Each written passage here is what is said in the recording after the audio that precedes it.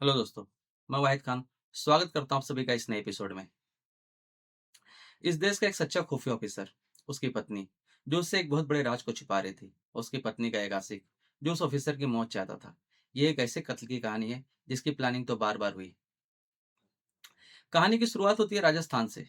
राजस्थान के एक छोटे से स्कूल में कक्षा 7 में पढ़ने वाले दो छात्र, परवीन राठौड़ और अनिता मीणा, एक दूसरे को पसंद करने लगते हैं। वक्त के साथ साथ उनका रिश्ता और गहरा होता चला गया। स्कूली शिक्षा और कॉलेज की पढ़ाई साथ साथ पूरी करने के बाद साल 2008 में उनकी जिंदगी में एक नया मोड़ आता है, जहां परवीन हेड कांस्टेबल बन जाता है और नीता बन जाती है टीचर।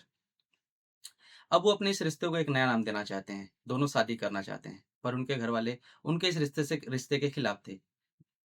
अपने घर वालों के खिलाफ ना जाकर दोनों ने अपने घर वालों की बात मान ली और उनके जिद के आगे हार मानते हुए दोनों की शादी अलग अलग हो जाती है। अनिता की शादी होती है चेतन प्रकाश गालो से, जो एक ईमानदार और जिम्मेदार आईबी अधिकारी थे और दिल्ली में पोस्टेड थे भी था। अनिता और चेतन की जिंदगी में सब कुछ ठीक ठाक चल रहा था। वो अपनी जिंदगी में काफी खुशहाल थे। इस बीच अनिता को एक बेटा भी हुआ। फिर वक्त आता है साल 2014 का, जहां परवीन एक दिन अनिता जिस स्कूल में पढ़ाती है उस स्कूल में आ पहुंचता है और फिर उन दोनों में बातें होती है और बातों का सिलसिला चल पड़ता है। और फिर परवीन का अक्सर अनिता के घर आना जाना भी शुरू हो जाता है। जब अनिता और परवीन एक दूसरे के करीब आने लगे तो अनिता के व्यवहार में भी बदलाव आने लगा, जिसे देखकर चेतन को अनिता पर शक होने लगा।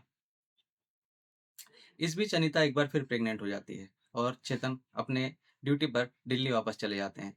जब चेतन अपने ड्यूटी पर दिल्ली वापस जाते हैं तो अपने माता पिता को अनिता उस बच्चे की देखभाल के लिए घर पे बुला लेते हैं, जहां अनिता रहती है। इस बीच जब चेतन दिल्ली वापस जाते हैं तो अपने पेरेंट्स को अनिता के पास बुला लेते हैं, जिससे वो अनिता और उसके होने वाले बच्चे की देखभाल कर सके। पर परवीन का अक्सर उनके घर आना जाना लगा रहता था। इस बात से चेतन के माँ बाप काफी नाराज होते थे।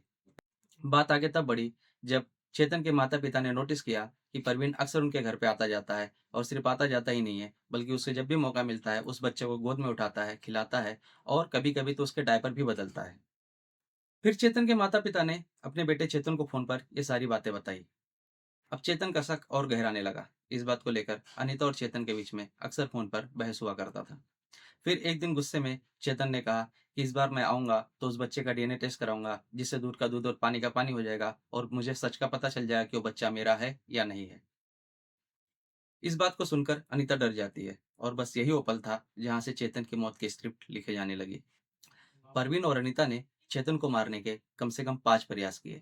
एक बार उन्हें छत से गिराकर मारना चाहा पर वो बच गए। एक बार उनका कार से एक्सीडेंट करके मारना चाहा, वो उसमें भी बच गए। फिर एक बार उनके खाने में जहर भी मिला दिया और वो फिर भी बच गए।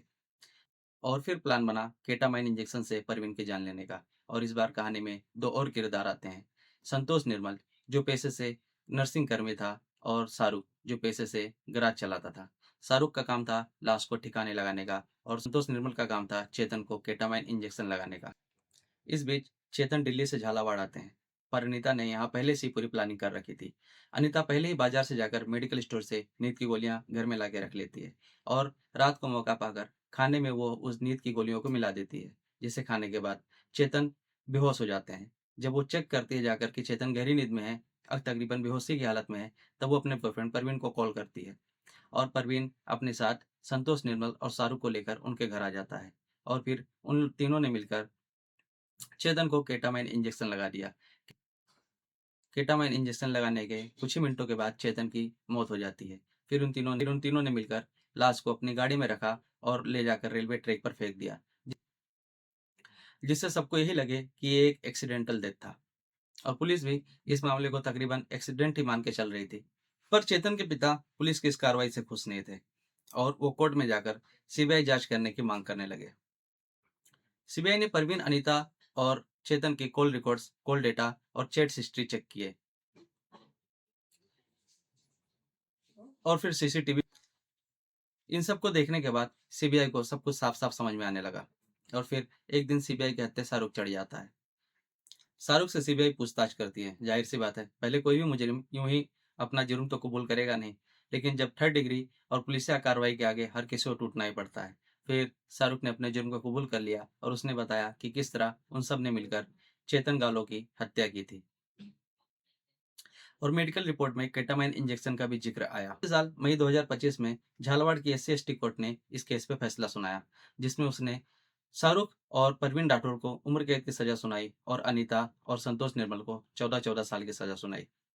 पर चेतन गालो के पिता इस सजा से खुश नहीं थे और उन्होंने कहा कि ये एक रिश्ते का, एक भरोसे का कत्ल था, इसलिए कम से कम इन चारों को फांसी की सजा तो मिलनी ही चाहिए थी। एक ईमानदार ऑफिसर जो इस देश की रक्षा करता रहा, पर घर के अंदर ही उसके पीठ में खंजर घोंपा गया।